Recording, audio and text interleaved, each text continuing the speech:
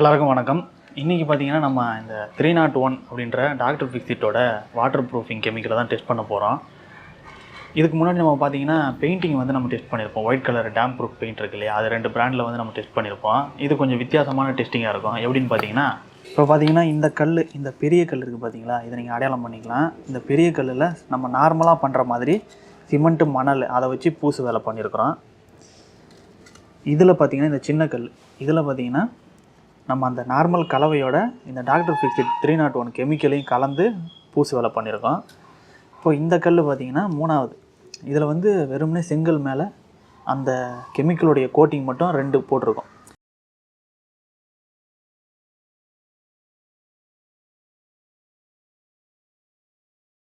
இப்போது இது 3மே வந்து நம்ம தண்ணியில் வச்சு செக் பண்ண போகிறோம். இப்போ இந்த ட்ரேவில் வந்து நம்ம கொஞ்சம் தண்ணியை ஊற்றிக்கிறோம். இப்போது இந்த நார்மல் இதில் பண்ணது பெரிய கல், இதை நம்ம இது உள்ளே வைக்கிறோம். நெக்ஸ்ட்டு பார்த்தீங்கன்னா இது வந்து சின்ன கல்லை நீங்கள் அடையாளம் பண்ணிக்கலாம். இதில் வந்து கெமிக்கல் கலந்த கலவையை பூசியிருக்கும். இது வந்து சின்ன கல். இப்போ இது பார்த்திங்கன்னா வெறும் கெமிக்கல் ப்ளஸ் சிமெண்ட் இதை வந்து மேலே பெயிண்ட் மாதிரி அடிச்சிருக்கோம். இப்போ இது கலவையை பூசினது பார்த்திங்கன்னா ஒரு 15 நாளைக்கு முன்னாடியே நம்ம இதை பூசியாச்சு. 15 நாளாக அதை கரெக்டாக வந்து டெய்லி வந்து தண்ணி ஊற்றி க்யூரிங் பண்ணி வச்சுருக்குறோம். எப்படி நம்ம ஒரு வீடு கட்டுறோமோ அந்த மாதிரி. இப்போ அதை வந்து நம்ம தண்ணியில் வச்சுருக்குறோம். அதில் வந்து பார்த்திங்கன்னா உங்களுக்கு மேலே இருக்கிற இதை வந்து நம்ம ஓப்பனாக விட்டுட்டோம். ஏன்னு கேட்டிங்கன்னா அங்கே தான் ஈரம் வருதா இல்லையா அப்படின்றது நமக்கு தெரியும். இப்போ இது நம்ம இப்போ தான் வச்சுருக்கோம் அப்படின்றதெல்லாம் 3த்துலேயுமே பார்த்திங்கன்னா மேலே வந்து நல்லா காஞ்சி போன செங்கல் தான் உங்களுக்கு தெரியுது. இப்போ ஈரமானதுக்கப்புறம் அதனோட டிஃப்ரெண்ட் தெரியும். எவ்வளோ நேரத்தில் இந்த 3த்துக்கும் என்ன மாதிரியான வித்தியாசத்தில் டைமிங்கில் அந்த ஈரம் வந்து ஊறுது அப்படின்றத நம்ம பார்க்கலாம். இப்போ தண்ணியில் வச்சு பார்த்திங்கன்னா 1 மணி நேரம் ஆகுது. 1 மணி நேரத்தில் பார்த்திங்கன்னா உங்களுக்கு தண்ணி கீழே பாருங்கள் எந்த அளவுக்கு தான், இந்த அளவுக்கு தான் தண்ணி இருக்குது. ஆனால் இந்த தண்ணியை உறிஞ்சி இது மேலே வரைக்கும் வந்து கல்லுலேயும் பாருங்கள் இவ்வளோ தூரம் வரைக்கும் தண்ணி வந்து உங்களுக்கு ஊறி இருக்குது. அதே மாதிரி இந்த கார்னரில் ஊறி இருக்குது பாருங்கள், கார்னரில் ஊறி இருக்குது. இப்போ இந்த கலவையில் இந்த மேல் வரைக்கும் இன்னும் தண்ணி ஊறலை. கொஞ்சம் நேரம் ஆக ஆக இந்த கல் ஃபுல்லாகவே ஊறுதா, எவ்வளோ நேரத்தில் ஊறுது அப்படின்றத பார்க்கலாம். இப்போ அடுத்தது பார்த்திங்கன்னா இந்த கெமிக்கல் கலந்து பூசின கல், இதில் பார்த்திங்கன்னா தண்ணி கீழே இருந்து இது வரைக்கும் ஏறி இருக்குது. இந்த கோடு லைன் தெரியுது பாருங்கள், அது வரைக்கும் தான் ஏறி இருக்குது இப்போ வரைக்கும். இது கெமிக்கல் கலந்த கல் பாருங்கள், அந்த லைன் வந்து உங்களுக்கு தெரியும் தண்ணி எவ்வளோ தூரத்தில் இருக்குதுன்னு. இன்னும் மேலே வரைக்கும் வரலை தண்ணி. இப்போது பார்த்திங்கன்னா 2 மணி நேரம் ஆகிருக்கு. 2 மணி நேரத்துலேயே பார்த்திங்கன்னா எவ்வளோ டிஃப்ரெண்ட் இருக்குதுன்னு உங்களுக்கு தெரியும். ஃபஸ்ட்டு இங்கே மட்டும்தான் இருந்தது ஈரம், இங்கே கார்னர் இருந்தது. இப்போ ஃபுல்லாகவே வந்து ஈரம் பரவிடுச்சு. இந்த கேப்பு மட்டும்தான் உங்களுக்கு ஈரம் படாமலே இருக்குது. இந்த கேப் மட்டும்தான் இருக்குது. இந்த பூசு வேலையில் கொஞ்சம் உங்களுக்கு தெரியும் பாருங்கள், லைட்டாக சின்ன இடங்கள்ல இருக்குது. இன்னும் கொஞ்சம் நேரத்தில் இது ஃபுல்லாகவே வந்து ரொம்ப ஈரமாயிடும். இது வந்து நம்ம நார்மலாக கட்டக்கூடிய வீடு ப்ரொசீஜரில் நம்ம ஆற்று மண் ப்ளஸ் சிமெண்ட்டு கலவையை கலந்து இது பண்ண கல். இது வந்து உங்களுக்கு தண்ணியை 2 மணி நேரம் தான் தாங்குது. இப்போ பார்த்திங்கன்னா நைட்டு 10 மணி ஆகுது. மதியம் 1 மணிக்கு வச்சது. பூசு வேலையில் பார்த்திங்கன்னா முக்கால்வாசி ஏறி இருக்குது. அதே மாதிரி சைட்லேயும் பார்த்திங்கன்னா முக்கால்வாசி முழுசாக உங்களுக்கு இன்னும் ஏறலை. மேலேயும் பார்த்திங்கன்னா பூசு வேலையில் தண்ணி ஏறலை. ஆனால் கல்லில் பார்த்திங்கன்னா உங்களுக்கு கொஞ்சோண்டு தான் கேப் இருக்குது. மீதி இடம் ஃபுல்லாக உங்களுக்கு தண்ணி வந்திருக்கு. இப்போ பார்த்திங்கன்னா காலையில் 7 மணி ஆகுது. இந்த கல் வந்து மேக்ஸிமம் உள்ளே இருக்கிற செங்கல் ஃபுல்லாகவே ஈரமாயிடுச்சு.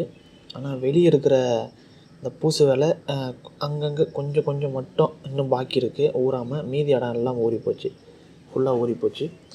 இப்போ நார்மல் கல்லை கம்பேர் பண்ணும்பொழுது இது வந்து ஒரு 9 மணி நேரம் 10 மணி நேரம் அந்த அளவுக்கு இது தாக்கு பிடிக்குது. நார்மல் கல் பார்த்திங்கன்னா ஒரு 2.5 மணி நேரத்துலேயே உங்களுக்கு ஃபுல்லாக இந்த மாதிரி ஈரமாகி போச்சு, ஊறிடுச்சு.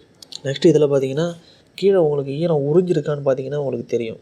இந்த லைன் தான் நேற்றுலேருந்தே இந்த லைன் தான் இருக்குது. ஒருவேளை கல் வந்து ஈரத்தை உறிஞ்சதுன்னா இந்த லைன் வந்து ஈரம் வந்து மேலே அப்படியே போகிறது நமக்கு தெரியும். ஆனால் இது ஈரத்தை இழுக்கவே இல்லை. இப்போ இந்த கெமிக்கலை யூஸ் பண்ணதில் நமக்கு தெளிவாக தெரியக்கூடிய ஒரு விஷயம் என்ன அப்படின்னு பார்த்தீங்கன்னா, நம்ம நார்மலாக பூசக்கூடிய கலவையை விட அந்த கெமிக்கலை கலந்து பூசக்கூடிய கலவை வந்து ரொம்ப நேரத்துக்கு தண்ணியை இழுக்காமல் தாக்கு பிடிக்குது அப்படின்றது நமக்கு தெரியுது. அதாவது நார்மல் கலவையை விட ஒரு 3-4 மடங்கு அது வந்து தண்ணியை தடுக்குது அப்படின்றது நமக்கு தெரியுது. ஆனால் இது லைஃப் லாங் வாட்டர் ப்ரூஃபிங்காக இதை யூஸ் பண்ண முடியுமா அப்படின்னா அது கிடையாது.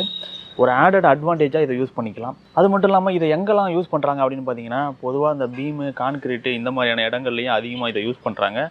தண்ணியை வந்து உறிஞ்சிற தன்மையை அது தடுக்குது. அது மூலமாக உங்களுக்கு கம்பி துருப்பிடிக்கிறது அதெல்லாம் வந்து ரொம்ப கம்மியாகும். ரொம்ப நாளைக்கு அதை நீடிச்சு உழைக்கும் அப்படின்னு கண்டிப்பாக சொல்ல முடியும். நெக்ஸ்ட்டு இதை நம்ம வாட்டர் ப்ரூஃப் கோட்டிங்கை எங்கெல்லாம் யூஸ் பண்ணுறோம் அப்படின்னு பார்த்தீங்கன்னா, பாத்ரூமில் வந்து யூஸ் பண்ணலாம். அதாவது ஃப்ளோரிங் டைல்ஸ் போடுறதுக்கு முன்னாடி பாத்ரூமில் யூஸ் பண்ணலாம்.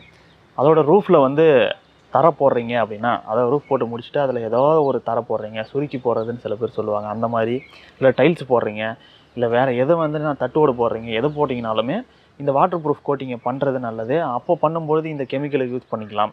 அதே மாதிரி சில பேர் வாட்டர் டேங்க்கில் கூட லீக்கேஜ் ஆகுதுன்னு சொல்லியிருப்பாங்க. அதில் கூட இதை யூஸ் பண்ணலாம். இது வந்து குடிக்கிற தண்ணிக்கு செட் ஆகிற மாதிரியான வாட்டர் ப்ரூஃபிங் கிடையாது.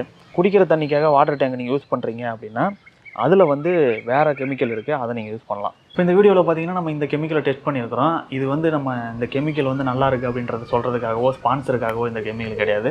நம்ம ரெகுலராக யூஸ் பண்ணுறது எப்படி இருக்குன்னு தெரிஞ்சுக்கலாம் அப்படின்றதுக்காக தான் இந்த டெஸ்டிங்கு. இதே மாதிரி வேறு ஏதாவது கெமிக்கலை டெஸ்ட் பண்ணணும் அப்படின்னா கூட நமக்கு ஊரில் கிடைக்கிறதா பார்த்து சொல்லுங்கள். அந்த கெமிக்கலையும் நம்ம வாங்கி டெஸ்ட் பண்ணி பார்ப்போம் எப்படி வேலை செய்யுது அப்படின்றத. இப்போ இந்த வீடியோ உங்களுக்கு பிடிச்சிருக்கும் அப்படின்னு நினைக்கிறேன். இந்த வீடியோ யூஸ்ஃபுல்லாக இருந்தால் லைக் பண்ணுங்கள், ஷேர் பண்ணுங்கள். அதோட உங்கள் கருத்துக்கள் எதுவாக இருந்தாலும் கமெண்ட்டில் சொல்லுங்கள். நன்றி.